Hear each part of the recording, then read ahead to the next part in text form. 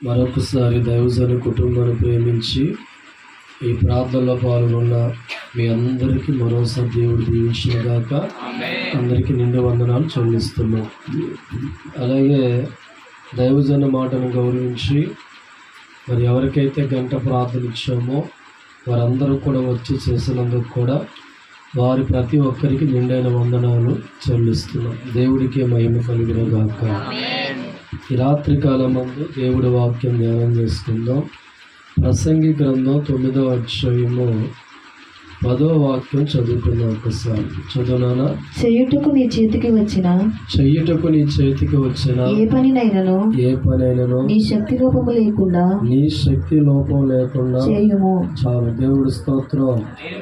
ప్రసంగి గ్రంథంలో దేవుడు రాయించిన మాట, చెయ్యడానికి దేవునికి ఇచ్చిన ఏ పనైనా శక్తి లోపం లేకుండా చెయ్యము. దేవుడి స్తోత్రం.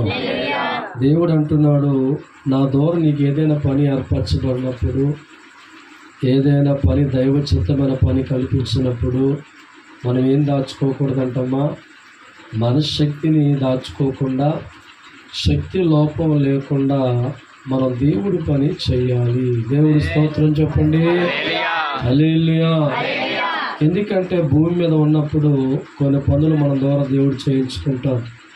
అందరికీ పనులు ఇవ్వడు, కానీ ఎవరైతే దేవుడికి అనుకూలంగా వారి జీవితాలు ఉంటాయి అనుకుంటాడో, ఎవరైతే వ్యక్తులు దేవుడికి లోబడతారు అని ఊహించిన తండ్రిగా ఉంటారో, ఎవరైతే ఈ మనిషి భవిష్యత్తులో గొప్పవాడిగా మార్చాలి అని దేవుడు అనుకుంటాడో, అటువంటి వ్యక్తులకి దైవ చిత్తమైన కొన్ని పనులు అప్పగిస్తూ ఉంటాడు దేవుడు. ఆ పనులు అప్పగించినప్పుడు ప్రభువు కోరిక ఏం తెలుసా? శక్తి లోపం లేకుండా పని చేయాలి. అంటే అర్థం ఏంటి? మనం ఎంతవరకు చేయగలుగుతామో, ఎంతవరకు దేవుడు భారాన్ని మోయగలుగుతామో అంత మనం చేయగలిగిన వాడిగా మారుతున్నప్పుడు ఖచ్చితంగా భగవంతుడి కృప ఆ కుటుంబాలకు ఉంటుంది. ఒకసారి హల్లెలూయా. కొన్ని సందర్భంలో సావార్ జీవితంలో కూడా నేను మనిషినే కదండి, చిన్న చిన్న బలహీనతలు ఉంటాయి, ఇబ్బందులు ఆటంకాలు ఉంటాయి, ఆర్థిక ఇబ్బందులు ఉంటాయి. సావార్ జీవితంలో ఒకసారి రెస్ట్ లేని పొజిషన్ ఉంటుంది. కానీ గుండెల్లో దేవుడిచ్చిన బాధ్యత, గుండెల్లో జ్ఞాపకం ఉన్నప్పుడు సమస్త మన శక్తిని కూడా దేవుడు ఖర్చు పెట్టే ప్రయాణం అవుతూ సందర్భాలు ఎన్నో ఉంటాయి. మరి దాదాపు నేను 4 రోజులు దేవుడి సేవలో పరిగెత్తినట్లుగానే నాతో పాటు ఇక్కడ కొంతమంది బిడ్డలు ఉన్నారు. ముఖ్యంగా చెప్పాలంటే 4 days నాతో ఉన్నది వినయ్, తర్వాత కొంత రాంబాబు అందరూ ఉంటున్నారు. దేవుడి స్తోత్రం. మరి దేవుడి పనిలో కూడా కష్టపడుతున్నప్పుడు ఎంతోమంది అలసిపోయిన వారు కూడా ఉన్నారు. శక్తి లోపం లేకుండా దేవుడు మనకు అప్పగించిన పని మనం చేయాలి. ఎందుకంటే భూమి విడిచిన తర్వాత మనకి ఏ పని చేయడానికి మనకి చేద్దామన్నా మనం సగం మనకు ఉండదు. అందుకే ప్రతి మనిషి కూడా ఒక అదృష్టంగా భావించాం. దేవుడు మందిరం కట్టినప్పుడు కానీ, దైవజనం కలిసి పనిచేస్తున్నప్పుడు కానీ శక్తి లోపం లేకుండా మనం చేయగలిగినప్పుడు తప్పకుండా భగవంతుడి కనుదృష్టి మన మీద ఉంటుంది. అందుకే ప్రభు అన్నాడు, నీ చేతికి ఏ పని అప్పగించినా శక్తి లోపం లేకుండా ఏం చేయాలంట? చెయ్యవాలి. కింద వచ్చిన ఉంటుంది, కంటిన్యూ చేయడానికి కింద వచ్చను. పాతాళమునందు పని అయినను ఉపాయమైనను తెలివైనను జ్ఞానమైనను లేదు. ఇంకా భూమిని విడిచిపెట్టిన తర్వాత నువ్వు ఏ పని చేయ అవకాశం దేవుడు నీకు అక్కడికి వెళ్ళాక, అప్పుడు కష్టపడలేదు ప్రభా, ఇప్పుడు కష్టపడుతున్న ప్రభా అన్న, ఇక నీకు అంతా కూడా కష్టపడే అవకాశం లేదు నాన్న, నువ్వు వెళ్ళొచ్చు అంట. దేవుడి స్తోత్రం చెప్పండి. ఒకసారి మనం ఎప్పుడూ కూడా దేవుడి పనులు మన శరీరాన్ని దాచుకోకూడదు, కష్టపడాలి దేవుడి కోసం. మన బిడ్డల కోసం ఎంతైతే కష్టపడతామో, భర్త కోసం ఎంతైతే కష్టపడతామో, ఈ లోకంలో బ్రతుకు తెరువు కోసం ఎంతైతే మనం ఆలోచించి కష్టపడతామో, వీటన్నిటికంటే చాలా పవిత్రమైనది, మనిషిని గమ్యం చేసేది ఏదైనా ఉందంటే దేవుడు అప్పగించిన పని. ఈ అప్పగించిన పనిలో మనం ఏం దాచుకోకూడదంట? శక్తిని మనం దాచుకోకూడదు. దేవుడి స్తోత్రం. శక్తి లోపం నువ్వు ఎంతవరకైతే దేవుడి పని చేయగలుగుతావో ఏడవాల దేవుడి సేవలు, ఎంతవరకైతే నువ్వు దేవుడి పని చేయగలుగుతావు, ఎంతవరకే దేవునికి అప్పగించిన బాధ్యత నిర్వర్తించగలుగుతావు. ఎంతవరకు అయితే శక్తి లోపలకు మొయ్యగలుగుతావో అంతవరకు కూడా దేవుడిచ్చిన పని మనం మొయ్యవలసిన వారనే ఉన్నాం. దేవుడి స్తోత్రం. హల్లెలూయా. ఈరోజు యజమాని పని మనం చేస్తున్నప్పుడు తప్పక యజమాని దయ కలగదంటారా? ఎవరి పొలంలో పనికి వెళ్ళామో ఆ పొలం యజమాని సాయంత్రం మనకి ఏమి ఇస్తాడో గట్టెక్కాక వీళ్ళు ఏమిస్తారండి? జీతం ఇస్తాడు. నెలంతా కూడా యజమాని కింద పనిచేస్తే నెలాఖరు జీతం ఇస్తాడు. కూలి వారుగా మనం పనిచేస్తూ వెళ్తున్నప్పుడు మన కష్టం తగ్గ ఫలితం ఇస్తాడు. మరి భగవంతుడు కూడా శక్తి లోపం లేకుండా పనిచేస్తున్నప్పుడు దేవుడు నీకు అప్పగించిన పని నీకు ఇచ్చినప్పుడు అది చేసినప్పుడు ఎందుకు ఊహించలేకపోతున్న ఆలోచన చేయాలి. మనకి ఎప్పుడు కూడా దేవుడు అనేవాడు అందరికీ పని అప్పగించలేదు. అందరికీ ఎవడు దేవుడు? ఎందుకంటే ఎవరైతే మూసడానికి ముయ్యడానికి ఒక మనస్సు కలిగి ఉంటారో, ఎవరైతే దేవుడి చిత్తానికి లొంగేవాడిగా ఉంటాడో, ఎవరైతే దేవుడి భారాన్ని కూడా సంతోషంగా వెళ్ళడానికి ఒక మంచి మనసు కలిగి ఉంటారో అటువంటి వ్యక్తులకి దేవుడు ఏం చేస్తాడంట? ఒక పని అప్పగిస్తాడు. దేవుడి స్తోత్రం. ఆ పనిలో లోపం లేకుండా చేయగలిగినప్పుడు దేవుని చూస్తాం. ఆ పనిలో కొన్ని లోపాలు ఉంచుకొని మన ఒళ్ళు దాచుకొని మనం జాగ్రత్త పడే వ్యక్తులుగా ఉంటే మనం దేవుని బట్టి ఇప్పటికీ దేవుని చూడలేం. ఎప్పటికీ భగవంతుని బట్టి ఆ ఆనందం మనకు రాదు. భగవంతుడు మనకు అప్పగించిన పనిలో శక్తి లోపం లేకుండా ఏ వ్యక్తులైతే పనిచేస్తారు, ఏ వ్యక్తులైతే దేవుడు నాకు ఇచ్చిన పనిగా అడ్డుకొని శక్తికి మించిన భారంగా మనం ఉన్నప్పుడు కూడా దాన్ని కొనసాగించగలుగుతారో అటువంటి వారి భవిష్యత్తులో ఉన్నతమైన పాత్రగా దేవుడు వాడుతాడు. తప్పకుండా ఒకసారి బైబిల్లో ఉంది ఏమో, చిన్న పని మనకి ఇచ్చినప్పుడే నమ్మకాన్ని దేవుడికి చూపించాలి. మరి చిన్న పనిలో కూడా ఒక నమ్మకం లేకపోతే పెద్ద పనులు జరుగుతా దేవుడు ఆలోచించాలి. ఒక చిన్న పని నువ్వు నమ్మకంగా చేయకపోతే భవిష్యత్తుని చేతికి పగ్గాలు దేవుడు అప్పగిస్తాడు కదా. దేవుడిచ్చే ఆ పగ్గాలు ఎలుతూ మరగలవా? చిన్న పనిలో కూడా మనం ఎవరికి నమ్మకం చూపించాలంట? మాస్టర్ యెహోషువ గారు కాదని దేవుడికి నమ్మకం చూపించాలి. నాకు ఇచ్చిన పని దైవజనుడు ఇచ్చింది కాదని, దేవుడు ప్రేరేపణతో కలిగించిందని ఆ చిన్న పనిలో కూడా నీ శక్తిని కూడగట్టి, నీ బలాన్ని కూడగట్టి దైవ పనులను పాల్గొట్టి వెళ్ళిపోతూ ఉంటే అనేకులను అధికారిగా దేవుడు నేను మార్చుకోవచ్చు. దేవుడి స్తోత్రం. అలా నమ్మకమైన దాసుడు అంటాడు. అలా నమ్మకమైన పనివాడా, ఈ చిన్న పనిలో కూడా నీ శక్తి లోపం లేకుండా పనిచేస్తావు. 100కు 100% కూడా నా కొరకు నువ్వు కష్టపడ్డావు కాబట్టి ఈరోజు 10 మంది మీదకి అధికారిగా ఉన్నావు. భవిష్యత్తులో 100,000 మంది మీద పరిపాలన చేసేవాడు. హల్లెలూయా.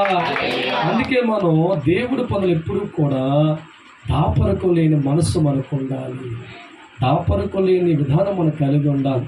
అందుకే ప్రసంగా అన్నాడు, నువ్వు ఇక్కడి నుంచి విడిచిపెట్టి వెళ్ళిపోయిన తర్వాత ఈ పని నీకు ఉండదని.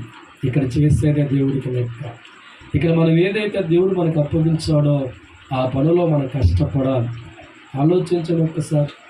మనం ఎంతైతే దేవుడు మనకు అప్పగించిన పనిలో కూడా శక్తి లోపం లేకుండా మనం పనిచేసి ఆయన రుణం తీర్చుకునే వ్యక్తులుగా మనం మారుతూ ఉంటామో ఆ దేవుడు కృప మన తోడుగా ఉంటుంది. దేవుడు మనకు అండగా నిలబడుతూ ఉంటాం. కష్టకాలంలో కూడా మనతో తండ్రి ఉండి, బాధల్లో కూడా మనతో దేవుడు ఉండి, సమస్యల్లో ఇబ్బందుల్లో కూడా ఆ పరమతండ్రి మనకు ఆధారమై అప్పుడు చేసిన పనిని ఆయన ఎన్నడూ మర్చిపోకుండా నీ చేతులు గుర్తు నింపుతాడు, నీ కష్టంలో ఆదుకుంటాడు, కన్నీరు తుడిచిన వ్యక్తిగా ఉంటాడు.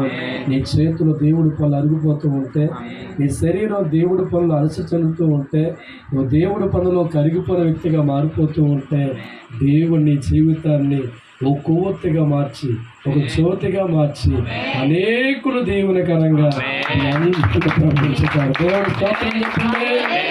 లూకాసు సువార్త 2వ అధ్యాయములో ఒక చక్కని మాట చూద్దాం. 49వ వచనం. లూకాసు సువార్త 2:49 వచనం. ఆయన మీరెలా నన్ను వెతుకుచుంటిరి? నన్ను ఎందుకు మీరు వెతుకుతున్నారు? నేను నా తండ్రి పనుల మీద ఉండవల్లని మీరు ఎరుగరా? దేవుడి స్తోత్రం.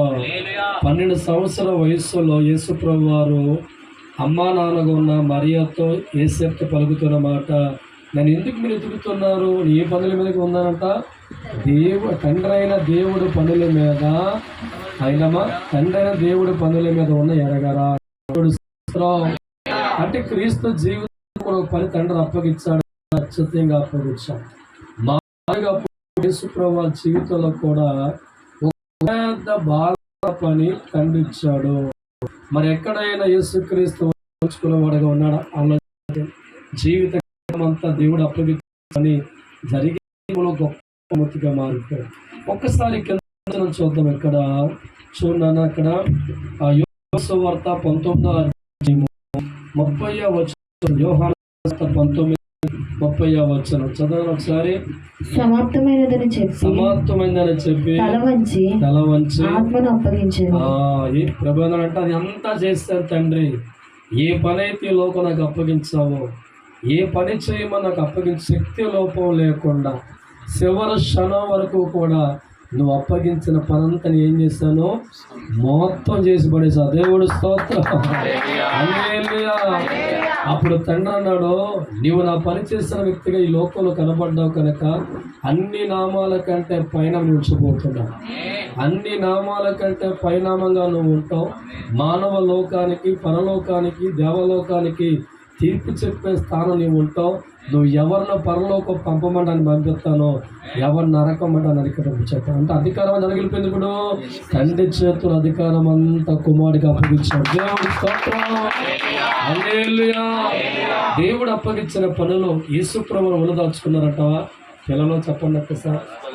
దేవుడు అప్పగించిన పనిలో ఎన్ని కష్టాలు వచ్చి అనుకున్నాడు, ఈ పని జరిగించాలా, నా శక్తి ఉన్నంత వరకు, నా ప్రాణం ఉన్నంత వరకు, నాలో రక్తం ప్రవచించే వరకు, నాలో బలం ఉన్న వరకు, నేను నడవగలిగిన వరకు, నా గుప్పిడి నిండా ఒక పట్టిన మెతికిలు తినే వరకు కూడా దేవుడు నాకు అప్పగించిన పని చేయడానికి ఎక్కడ శక్తి లోపం లేకుండా, ఎక్కడ ఒళ్ళు దాచుకున్న వ్యక్తి లేకుండా ఆయన పని చేశాడు. కాబట్టే బైబిల్లో చెప్తున్న మాట సమాప్తమైపోయినటండి. అన్ని పనులు చేసేసాను తండ్రి అని చెప్పి తన ఆత్మ దేవుడికి అప్పగించాడు. దేవుడి స్తోత్రం. ఈనాడు క్రైస్తవుల జీవితంలో ఇటువంటి గుణం ఉండాలి. దయచేసి నీ పిల్లల కోసం నువ్వు కష్టపడడంలో ఎంతో శక్తి లోపం ఉండదు. రాత్రి పగలు కూడా మన శక్తికి మించిన మనం భారం కలిగి ఉంటాం. వాటన్నిటికంటే చాలా ప్రాముఖ్యమైనది దైవ పని. ఇది అందరికీ దేవుడు ఎవడండి? అందరూ ప్రభుకి లోపడతారా? చెప్పండి. అందరూ దేవుడికి లోపడే లోకంలో ఉంటారా? అందరూ కూడా మనస్సు కలిగి ఉంటారా? కొందరికి అవకాశం దేవుడిస్తారు. ఆ కొందరి అదృష్టవంతులు ఉంటారు. ఈరోజు మీ అందరికీ కూడా పని దేవుడు ఇచ్చాడు. మీ శరీరాలు కూడా దేవుడి పనులు వాడుతూ ఉన్నారు. చేసి చేసి చేసి మోకాళ్ళ నొప్పులు, నడుము నొప్పులు, చేతుల నొప్పులు, నేనే జొన్నము రాయించుకోండి ఆయన పని చేసి. మరి మీకు ఎలా ఉంది చెప్పండి ఒకసారి. ఈ పనుల్లో మీరు కరిగిపోతున్నప్పుడు మీ ఆత్మదీపం వెలుగుతూ ఉంటుంది, మీ ఆశీర్వాదం పెరుగుతూ ఉంటుంది, మీ దీవ రెట్టింపు అవుతూ ఉంటుంది. మీ కష్టాలు తగ్గ పలికి ఒక దినాన్న ఎంత మోత తరగదు, అన్ని మూటలు. హల్లెలూయా. దేవుడి పనులు శరీరం కరిగిపోతూ ఉంటే నీ వెనకాల తరం వారు దీవించబడుతూ ఉంటారు. ఈరోజు నువ్వు తండ్రిగా లోకంలో దేవుడి కోసం కష్టపడుతున్నావు. నీ బిడ్డలు గొప్పవారుగా మారుతారు. నిజం దయచేసి తల్లిదండ్రులుగా మా జీవితాలు దేవుడి కోసం కరిగిపోతూ ఉంటే నా పేదరిక నా బిడ్డలకు తెలియలేదు కదా, నా ఆకలి నా బిడ్డలకు ఇవ్వలేదు కదా. ఒకప్పుడు సాలు లేక పక్కింటికి తెచ్చుకునే పరిస్థితి మా జీవితాల్లో ఉంటే, ఒకప్పుడు విలువలేని వారు ఈ లోకంలో బ్రతికేవారుగా ఉంటాయి. ఒకప్పుడు రూపాయి లేక పిల్లలకి పప్పలు కొందామని ఎతికి మాలాంటి బతుకులు ఎంతగా ఎందుకు దీవించబడుతున్నాయి?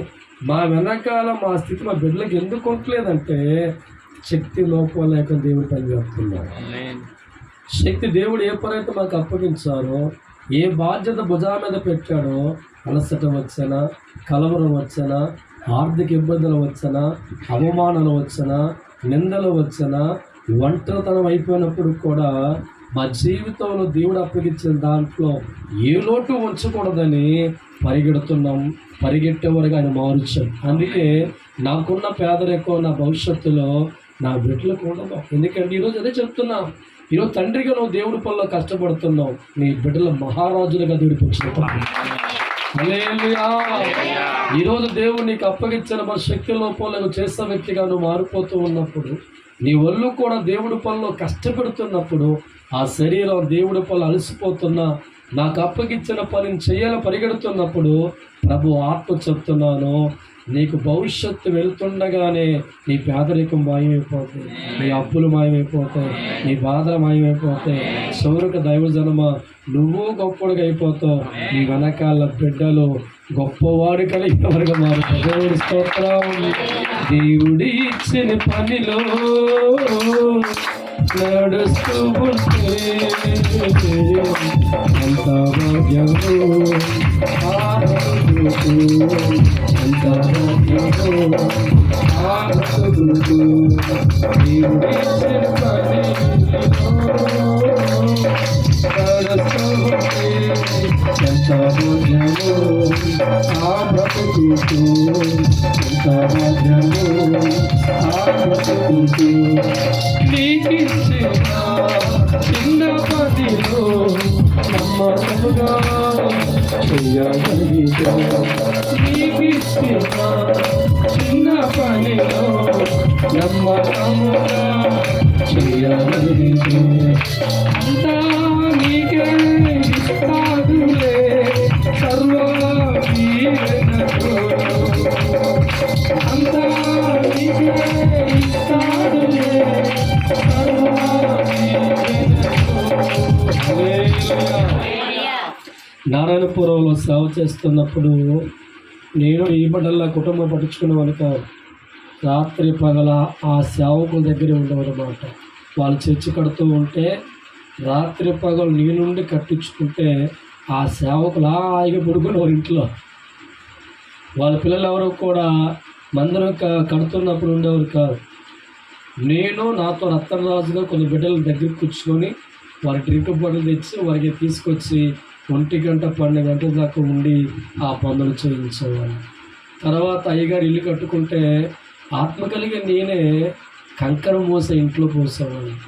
వాళ్ళ ఇంట్లో పెద్ద కుమారుడు పెళ్ళి అయితే నాకు బాధ్యత చెప్తే నాకు వాళ్ళు ఇక్కడ ఓడి పెళ్ళి కాబట్టి, ఎందుకంటే అక్కడే ఉండి తిండి తప్ప సరిగా లేక అవన్నీ పురవేర్చుకొని ఆ పెళ్ళి అడబిడయ్యే వరకు కూడా బాధ్యత మోసే పరిస్థితి. ఈరోజు నాకు అప్పగిచ్చిన ఆ చిన్న పనుల్లో ఎక్కడ డబ్బు ఆశించక, ధనం ఆశించక, ఎక్కడ గౌరవం ఆశించక ఆ పరిస్థితులు వెళుతున్నప్పుడు ఈరోజు దేవుడు పెద్ద పని అప్పగించాడు. దేవుడు హల్లెలూయా.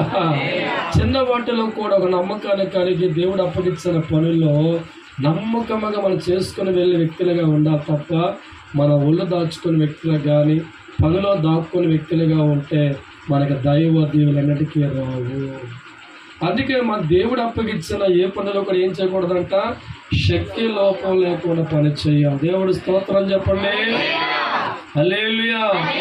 ప్రారంభ దినాలు అక్కడ సేవ దేవుడు ఆపేసిన తర్వాత 16 రోజుల పాటు నేను ఒక మైండ్ డిప్రెషన్కి వెళ్ళిపోయా. ఎందుకంటే వందలాది మంది ప్రజలతో అలవాటైపోయిన జీవితానికి సేవ లేదు, ఏమీ లేదు.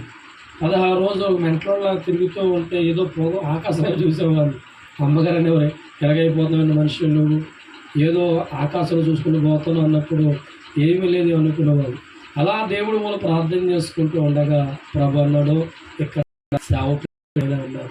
ప్రభా నా వస్తే అప్పటికి మట్టి గోడ, ఒక గోడ ఒరిగిపోయి ఉంటుంది, ఎంత చూడదు ఆ గోడకి.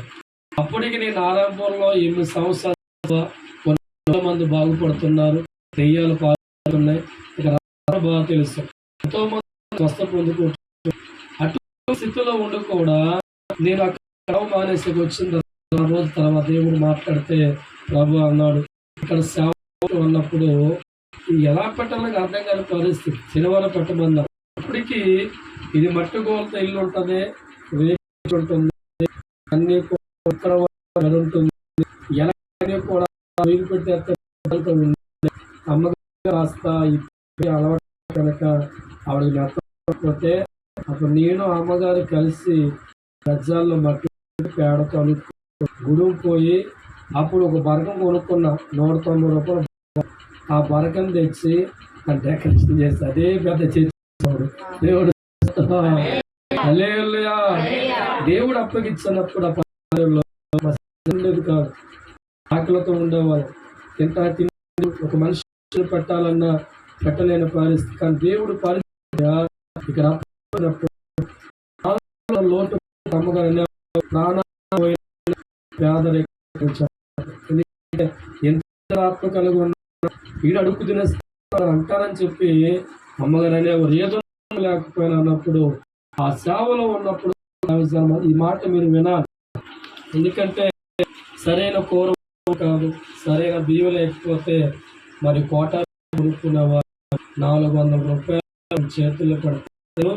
రోజుల్లో 50 కేలు బత్త ఇచ్చేవారు. ఆ 50 కేల బత్త ఇంట్లో వేసుకొని ఆ ఉప్పు కారము తింటూ ఆ చారు కాసుకుంటూ బలంగా దేవుడు మాట ప్రజలకు అందిస్తూ ఆ బాధను దిగముకుంటూ ఆ పేద దిగముకుంటూ ప్రజల ముందు గంభీరంగా దేవుడి శక్తి కలిగిన వాడిగా ప్రజలకు వాక్యం అందించే దినాలు ఎన్నో ఉన్నాయి. కనీసం పళ్ళకి పాలు తేవడానికి అవకాశం లేనప్పుడు ఆ పిల్లలు ఇక కూర్చొని పెద్ద పిల్ల మా పర్రెల పిల్ల ఈ పిల్లలు మోసం చేసి ఆ నీళ్ళల్లో పందాలు కలిపి పట్టించే పిల్లలు తెలివేది కూసేసింది.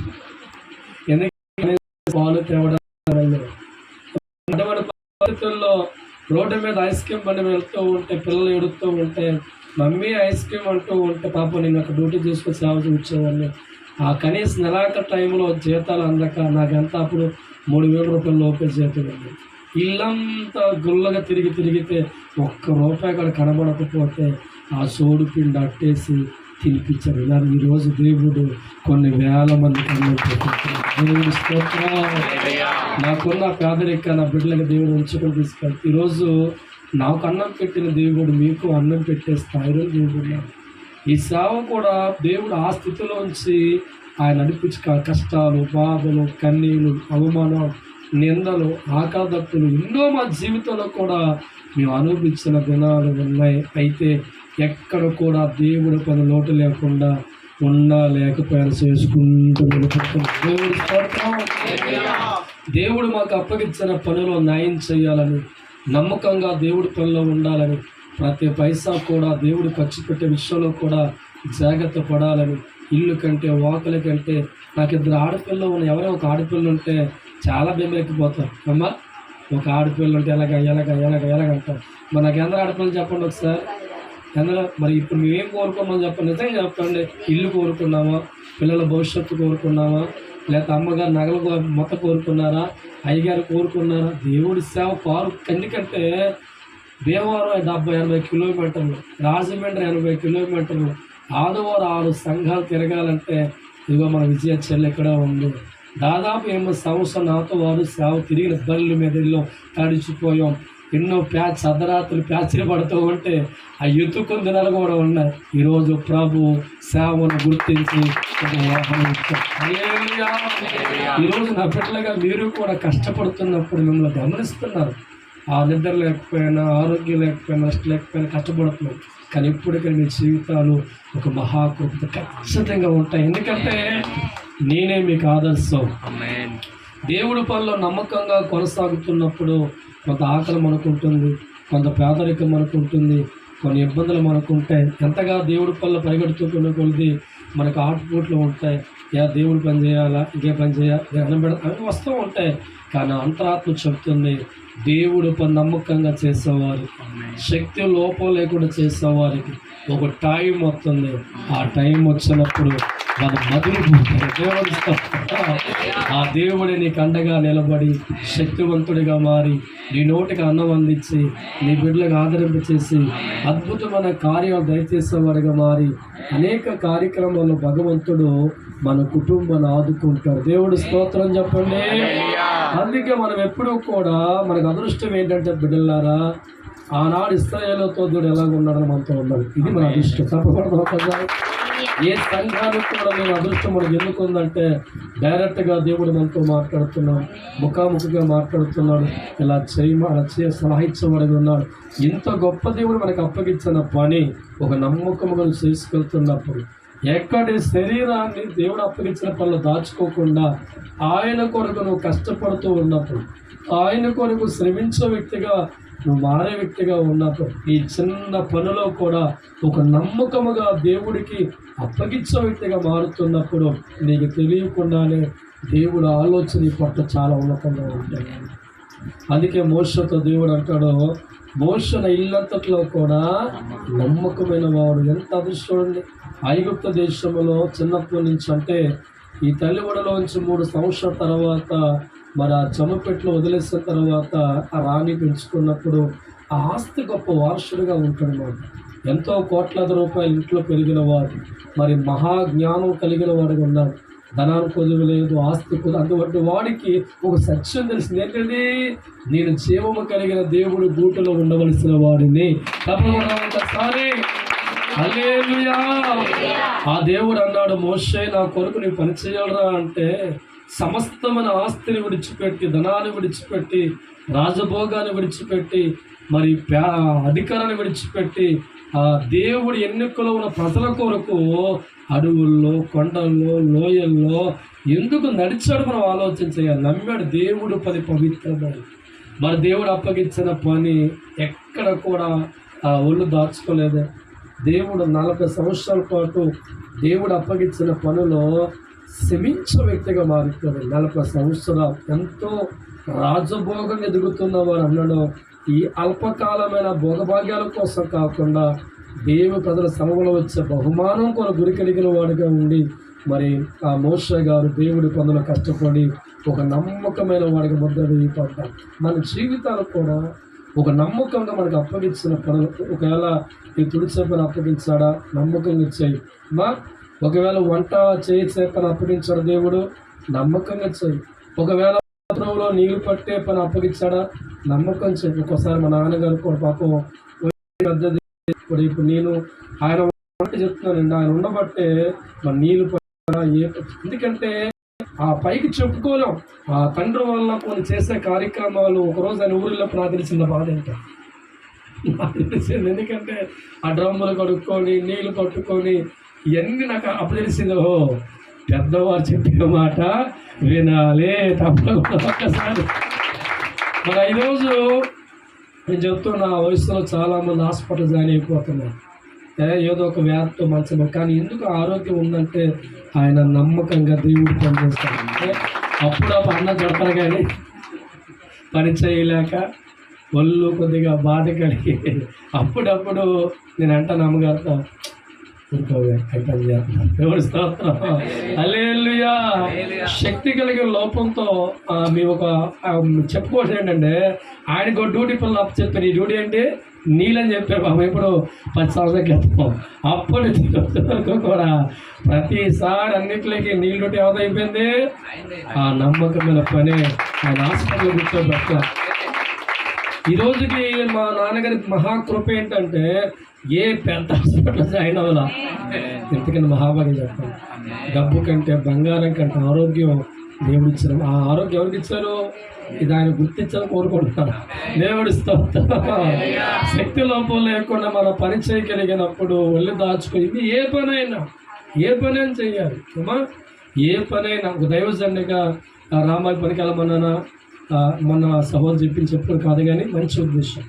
ఏ పనైనా నీకు అప్పగించినప్పుడు ఆ పనిలో నమ్మకముగా మనం చేసుకెళ్ళి, ఈ దేవుడు నాకు ఇచ్చిన పని, ఈ పనికి న్యాయం చేయాలని ఒక మహాసంకల్పంతో వెళ్ళిపోతున్నప్పుడు చిన్న చిన్న ఆటంకాలు, చిన్న చిన్న ఇబ్బందులు, చిన్న చిన్న ఆరోగ్య సమస్యలు మనకు వచ్చినప్పుడు కూడా ఆ పని నమ్మకంగా చేసి వెళ్ళిపోతున్నప్పుడు, ఈరోజు నువ్వు తుడిసే పని నీకు వచ్చింది, నమ్మకంగా చేరి పొద్దున్న మరో పని చివరికి నువ్వు ఆర్డర్ ఇచ్చే పనికి వెళ్ళిపోతావు. దేవుని స్తోత్రం చెప్పండి.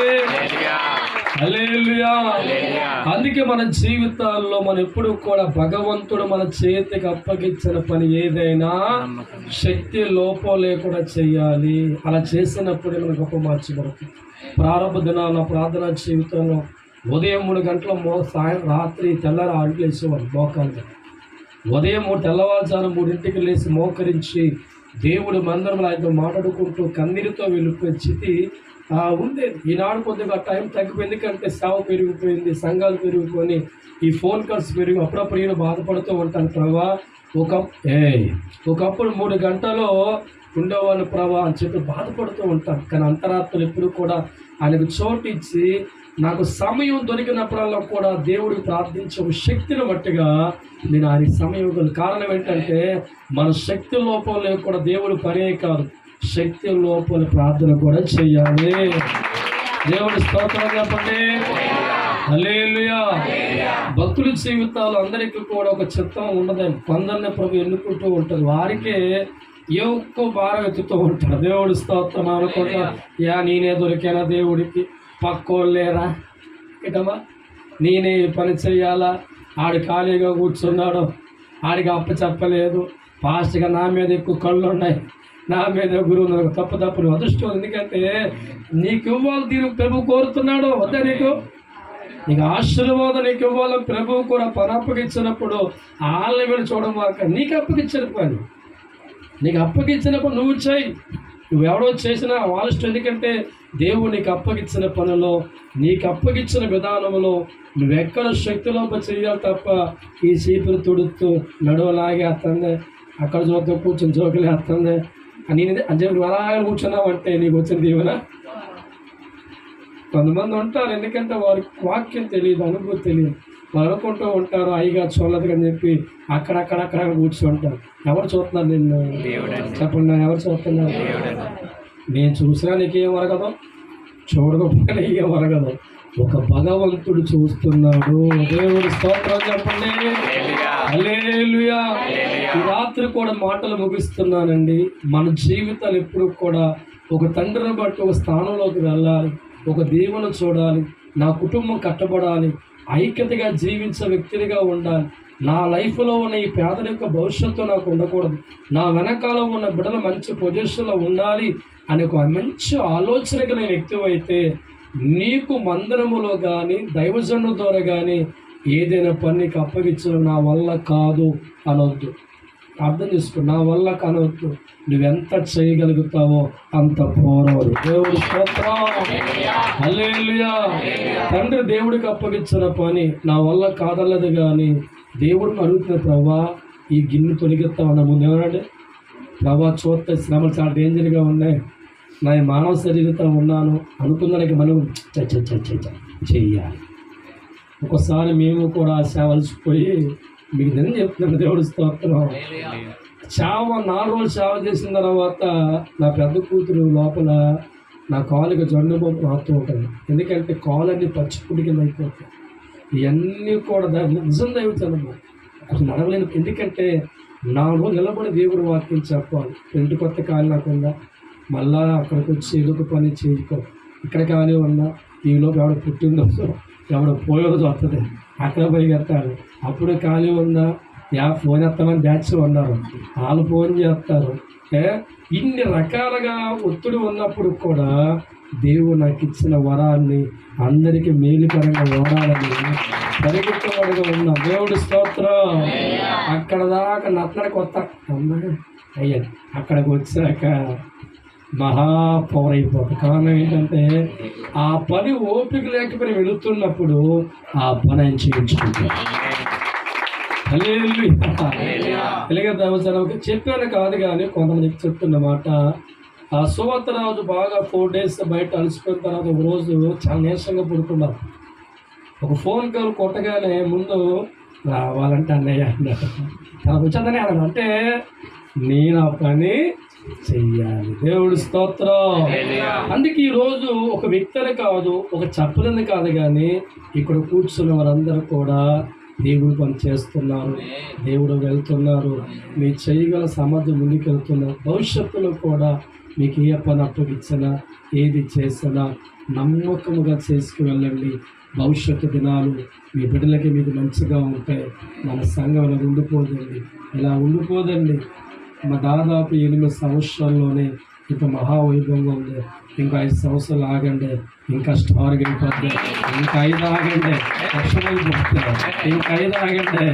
మీరు ఎవరో కూడా ఇలా ఉండరు, సూటు బూట్తో. ఎక్స్క్యూజ్ మీ టెల్ మీ అయితే దేవుడి స్తోత్రం. ప్రతి ఒక్కరు కూడా దేవుడి సన్నిధిలో ఆహారం తింటారు, దేవుడి మందిరములు దీవించబడతారు. అతి భాగ్యం యెహో అగ్నిజ్వాల మినిస్ట్రీ ఉన్న సంఘాలన్నింటికి బిడ్డలందరూ తోడే ఉండను గాక.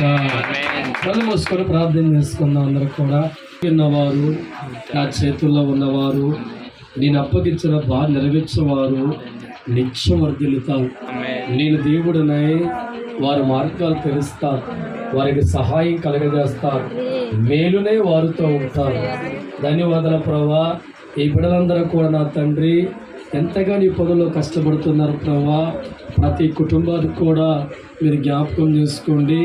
చిన్న పనులు నమ్మకముగా చేసినప్పుడు, శక్తి లోపం లేకుండా చేసినప్పుడు, బలా నమ్మకం దాసుడిగా చెప్పి అధికారం కూడినట్లుగా ప్రభా ఈ బిడ్డలందరూ కూడా వారి శరీరాన్ని వారి జీవితంలో నీకు సమయం ఇచ్చి వారు వెళుతున్నారు తండ్రి.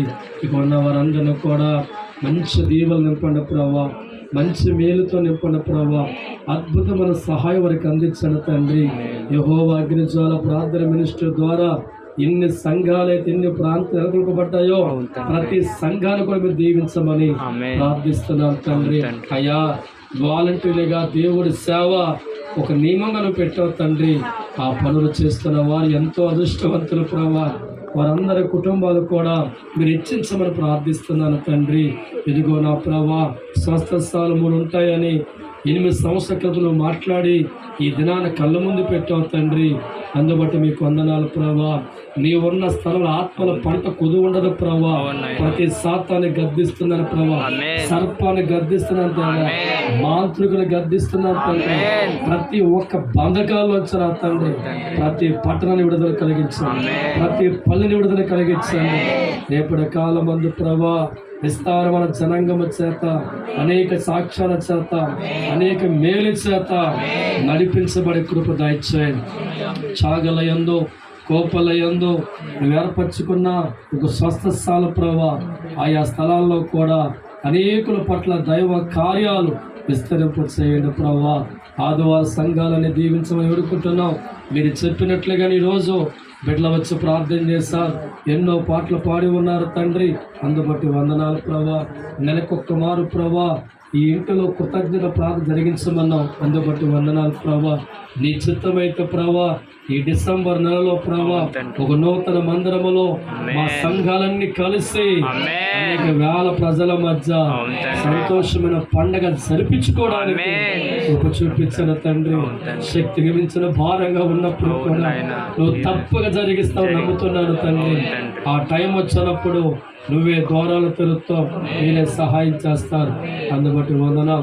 ఈ రాత్రి బిడ్డల కొరకు భోజనం శుద్ధపరచావు తండ్రి. వారు భోజనం చేస్తుండగా మంచి ఆరోగ్యం వారికి దయచేయమని ఎంతవరకు నా తండ్రి ఓపికతో నీ మాటలు విన్నారు.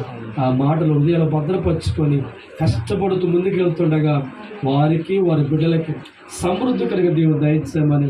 ఇది నెలంతా నా కుటుంబం కూడా, నాకు ఇచ్చిన దాసురాలు కూడా, నాకు ఇచ్చిన తండ్రి, నాకు ఇచ్చిన అన్న, నాకు ఇచ్చిన అత్తగారు కూడా ఈ నెలంతా నీ పనులు కష్టపడ్డారు.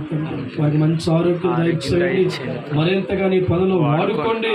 మహిమ ఘనత ప్రభావం పొందుకోమని మా రక్షకుడు మీ కుమారుడైన యేసు క్రీస్తు నామం పేరుట అడిగి వేడుకుంటున్నాము తండ్రి. యేసు రక్తమే చేయం, సిలువ రక్తమే చేయం, అపవాదికి నాశనము కలుగునుగాక.